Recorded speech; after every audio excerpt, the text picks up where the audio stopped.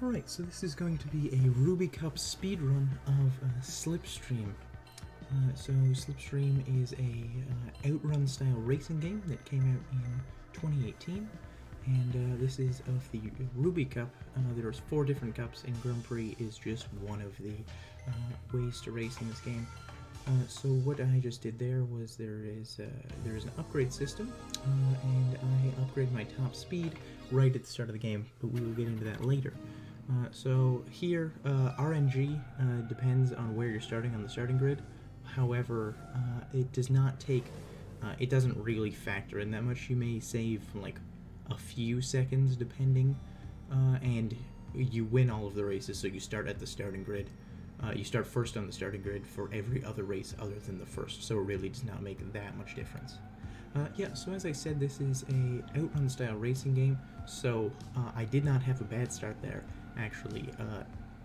Regardless of what you do, most, if not all, the cars will pass you at the start, only because their acceleration is way higher than yours, and it really is the only way that this game would work with the main mechanic of the game, which is slipstreaming, and we will see that a bit once I catch up to the car in 19th place.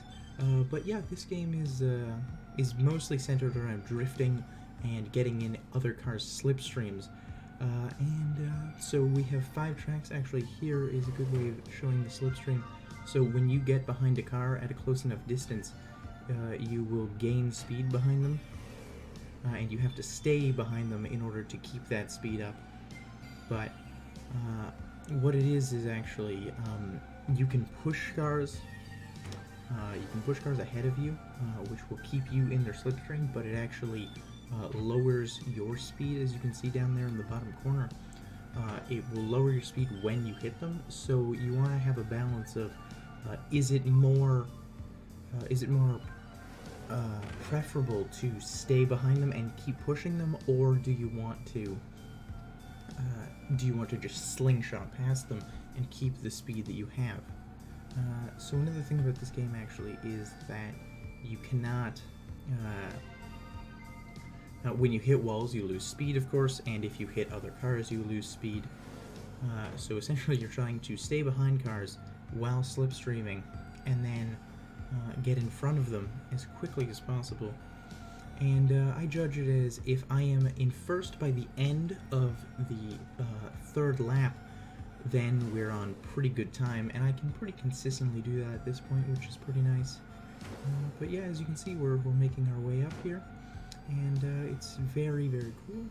And of course, it's a very stylistic game with so as you can see there, I hit the wall. So there's 2 stages of hitting the wall, actually, where you can either hit the wall and you'll lose speed and you just get like the dink dink dink dink dink noises, or if you hit the wall with enough speed and you're not really where you actually slam into the wall, it'll send your car into a bit of a cartwheel, and you will lose a lot of speed versus just a few kilometers or miles per hour, depending on which way you're playing. Yeah, so this game was actually made by 2 people. One person did the music for the game, and then another person, Ansdor, actually did everything else in the game, which is super impressive. But yeah, this game is it's rather neat, and we're up in 2nd place here, so you can see me slipstreaming past cars, and see I'm hitting the wall there, which is losing some speed, so we want to stay in the slipstream. But as you can see, you don't immediately get the slipstream. You have to stay behind a car for a certain amount of time. So yeah, and on the first race, actually, being in first by the end of the 4th lap is preferable, just because you do start near the back of the pack and you aren't able to get slipstream until either late in the 1st lap or early in the 2nd lap, so you are losing some time there. Yeah, so this game is super stylistic with many different tracks. There's more realistic tracks like this, and then you get into more, in some of the later cups, you get into crazier, more interesting tracks that are less based on realistic things.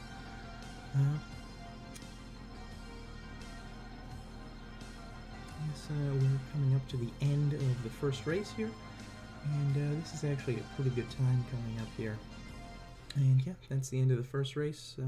Not as good as some of my previous times, but it is good.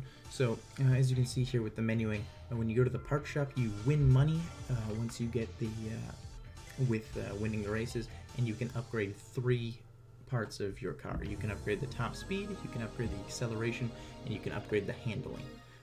What I'm going to be doing in this run is pretty much dumping all of my money into the top speed, and then dumping 2 into the handling and 1 into the acceleration, just because with all of the money you get in the run, it is optimal.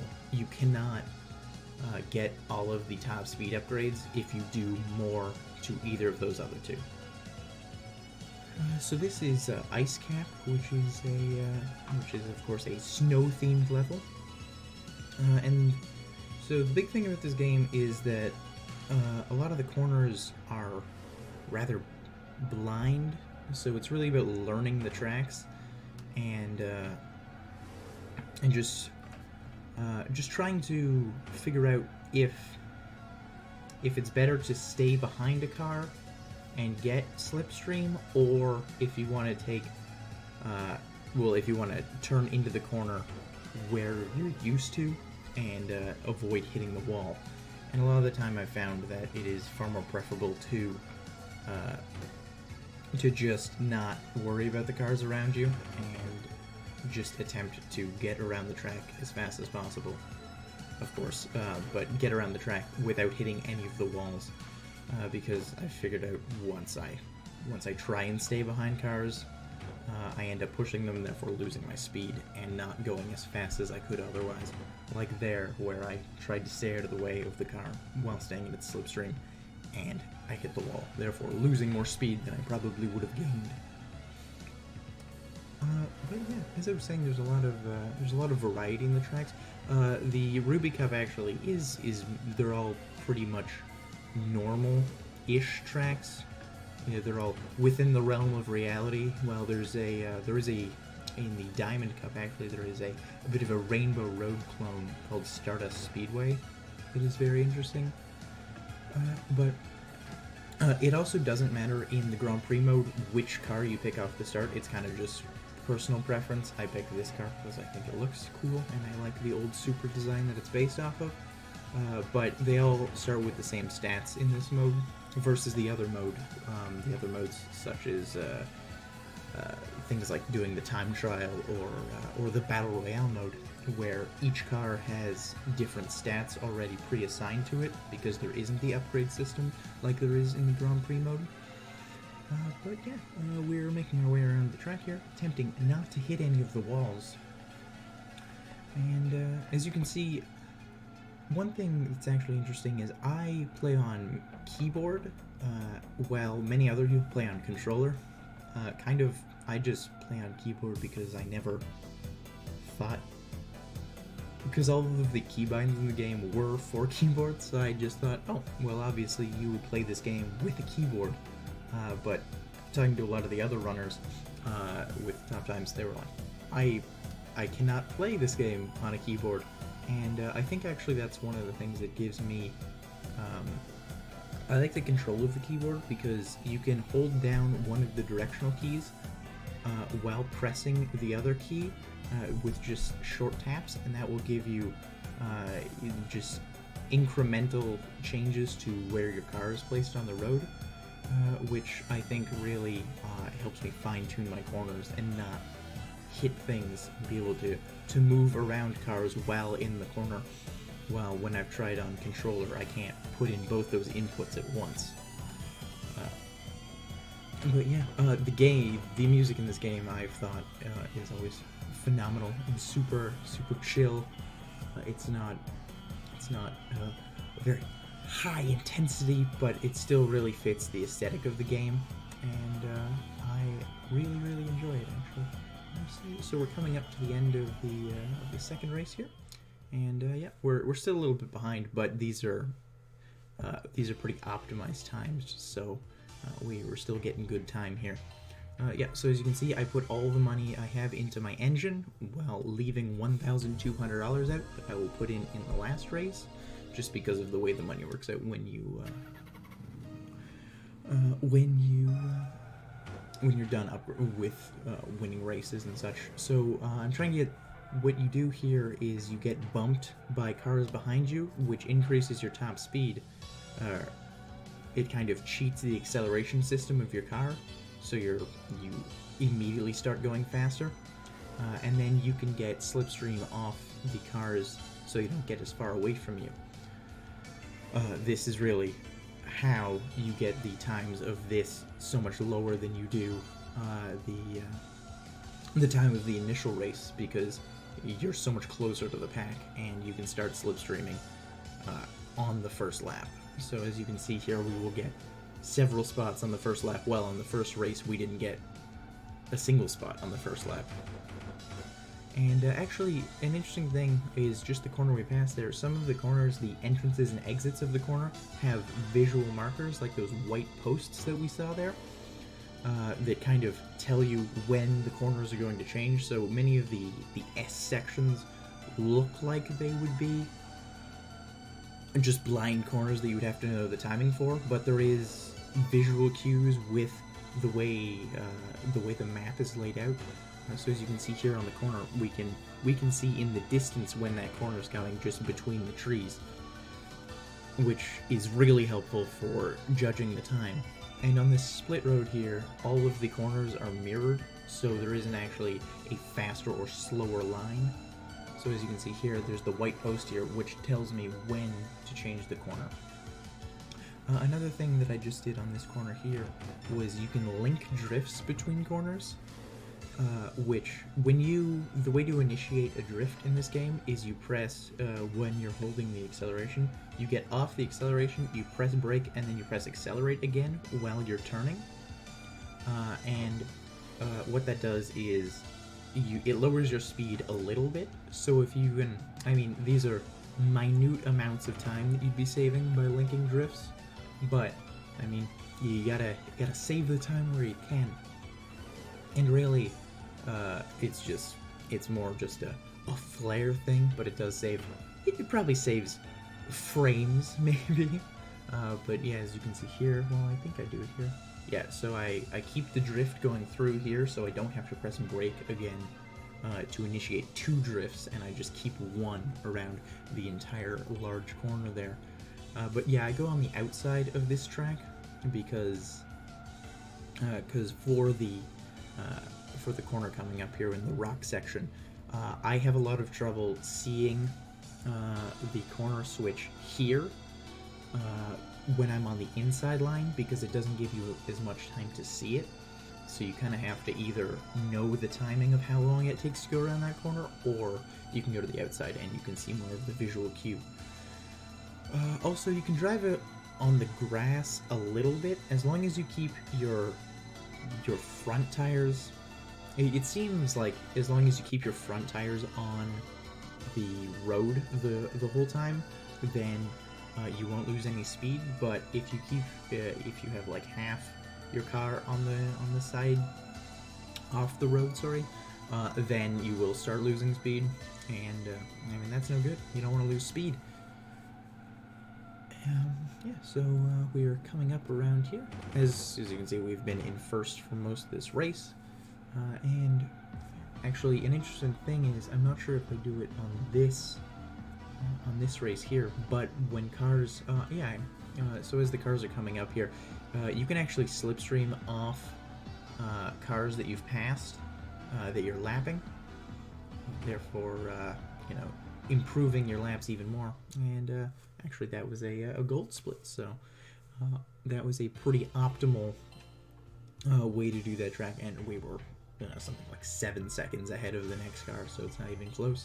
So as you can see, we have the $1,200 again, with all our money into top speed, and we'll be able to finish that, finish fully upgrading the top speed by Metropolis before that race starts. So in this, it's pretty good. You kind of, for this initial boost, you kind of want to, you never want to get passed by the 19th place car there and get back into 20th.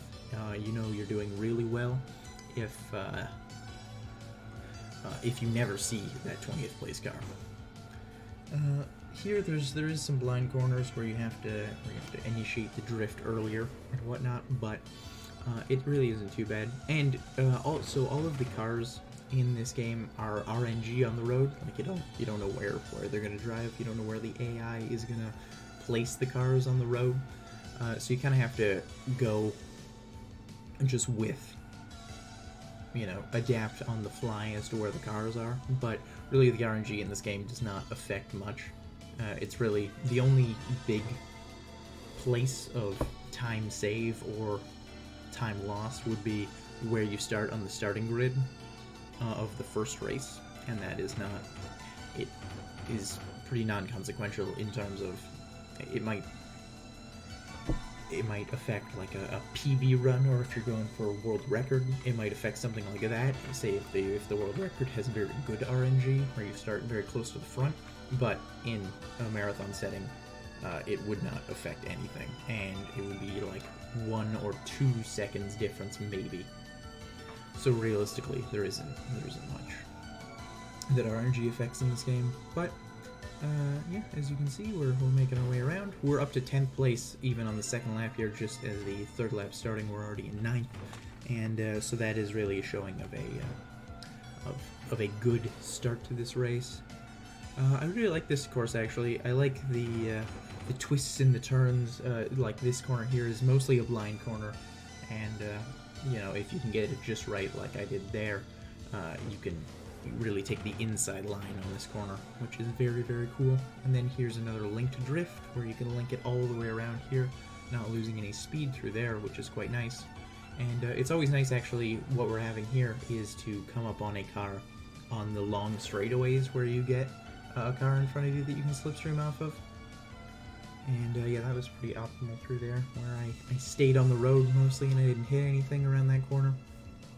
But a lot of this game is just learning the tracks, like it is for most racing games. It's just learning the tracks, learning where you have to turn, and yeah, it's a very exciting game. So this came out in 2018, so it's relatively new, and there is still a lot of speed tech being figured out, like where it's optimal to push cars versus just go by cars, and kind of how that works. But as we're coming around here, we'll be soon entering the last lap. Yeah, so this game is, I mean, of course, it's very stylized with the music and kind of the cut and paste job of the sort of assets like the walls and like these overhanging bits of rock. And I think it gives it a really cool feel. It gives it like it is a very retro-looking game, as it is based on like Outrun style racing games. And the drifting in this game actually feels super good, in the sense that your car feels a lot different when you're drifting versus when you're not drifting. I mean, you don't see me drifting here or you don't see me not drifting here because it kind of is.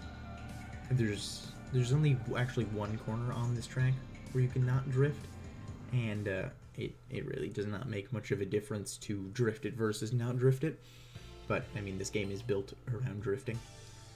So as you can see here, we're going into the part shop, and we're going to max out our engine as we did there. You see the little dash, which means you can no longer upgrade it anymore. And this is my favorite track in the Ruby Cup, Metropolis. And I think it's just a really cool. I really like this being the ending track versus Morning City being the first track. I think it really gives a nice start and end to the track list. Sorry. But yeah, as you can see, if you get bumped in the like coming into the first corner, it can kind of send you off into the wall, which is pretty not optimal. As being in the wall is not the fastest way to be. But yeah, like I was saying, I really like the night version. You know, it's kind of like the start of the day versus the end of the day being the first track versus the last track. But I like the fast kind of S corners of this track. Like this here, just the transition over here. As you can see, I didn't take that fully as well as I could. but you know, it's pretty good. The other cars in the as you can see, I'm lapping cars, and so the other cars are pretty non-consequential as like potential other cars that could win the race. I mean, even if you're not a like speedrun level at this game, the cars are really there to act as slipstreamable elements in the game, and we're lapping other cars, so it's not super, well, in my opinion, it's not super duper hard to get good at this game. I only picked this game up last year in the summer, but or in actually the late fall. But I have had so much fun with this game. It is